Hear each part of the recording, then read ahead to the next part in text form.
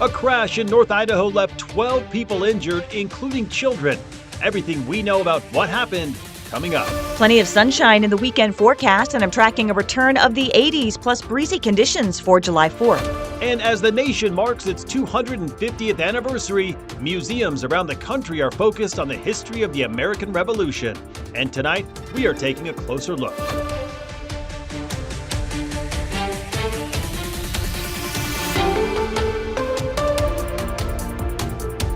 Good evening and thank you for joining us for KREM 2 News at 5 tonight. I'm Mark Hanrahan. We start tonight with the latest on a crash that sent 12 people, including several children, to the hospital yesterday. It happened on Highway 95 near Elmira at around 2 p.m. Idaho State Patrol still investigating the crash. KREM 2's Caitlin Galloway was in Bonner County today and talked with a neighbor who helped out until first responders arrived.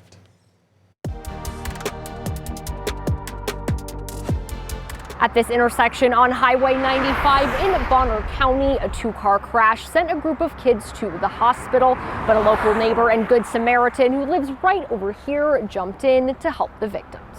It sounded bad. We heard the screeches from like, boom. Like, oh, that was a bad accident. Tim Billingsley was working with his uncle in their wood shop when they heard the crash and rushed to the scene. I ran over there with a bunch of water, called 911, started helping the kids get out of the van. And then finally, about 15 minutes later, the cops got there and they took over. We were helping people get through with the traffic too, because the traffic backed up instantly. It was really bad. According to Bonner General Health, the hospital the victims were taken to, a 12-passenger van with 10 kids, 1 adult chaperone, and 1 junior high mentor were headed on a field trip during their summer camp when their van hit another vehicle on Highway 95. We just brought rags and water over. I mean, that was all I could really do. I've never felt so helpless, actually. I was like, oh my gosh. Trying to get all the kids to calm down. They're all screaming, crying. Just letting them know that they're going to be okay, you know. That's all I could do, really.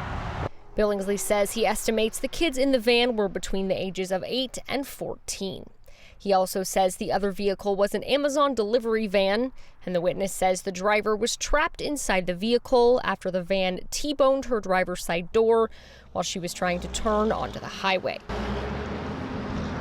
When emergency services arrived, they were grateful to Billingsley and the other neighbors for their help and quick thinking. They were just very thankful that we called 911 right away, because at first everyone's like, oh, we're okay, but then I saw the kids were bleeding. I'm like, I'm gonna get the cops, I'm gonna get the ambulance here, because I didn't know how bad people were actually hurt. And then I'm glad I did, because the kids were pretty beat up. So. According to Bonner General Health, 11 of the victims from the van were taken to the hospital along with the driver of the other vehicle, and another was airlifted to, quote, a higher level of care.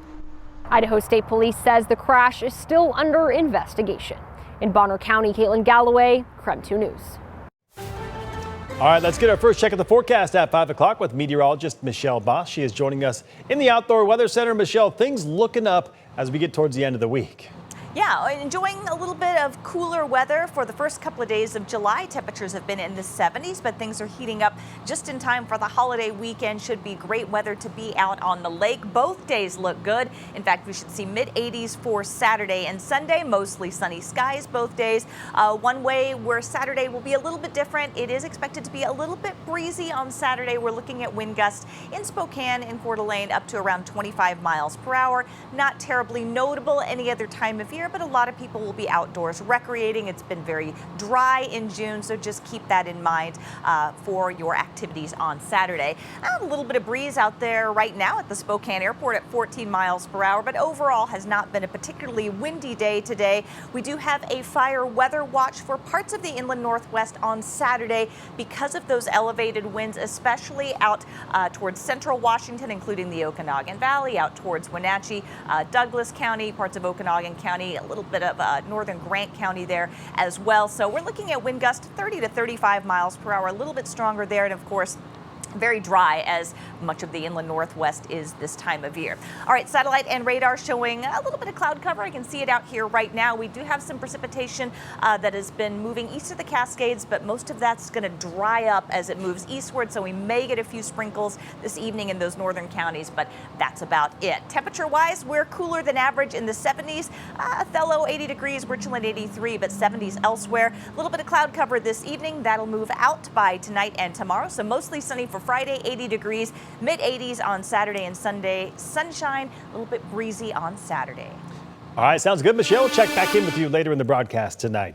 When Team Egypt arrived in Spokane, they found more than just a place to train. They found a local restaurant ready to welcome them with a taste of home. For its owners, it was a moment of pride that turned a lifelong dream into reality. KREM 2's Christian Garza has more. There's an old saying that food brings people together.